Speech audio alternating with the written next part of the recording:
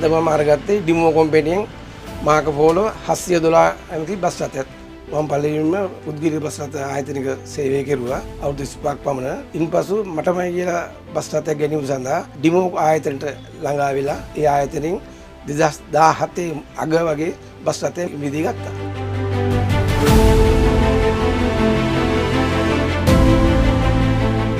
Bus එක ආරක්ෂාවක් තියෙනවා. බස් රථයේ පටු මාර්ගයේ ධාවන කරන්න පුළුවන්. ඒ නිසා පාසල් සේවයේ ළමයාව ගේට්ටුව ගින්ම රැගෙන ගේට්ටුව ළඟින්ම ආපහු නිවසට ඇරලීම මගේ වාගීමක් තියෙනවා. ඒ දේ මේකෙන් ඉෂ්ට වෙනවා. ඩිමෝ ආයතනයෙන් අවුරුදු 3ක් පමණ මම සර්විස් කරගත්තා.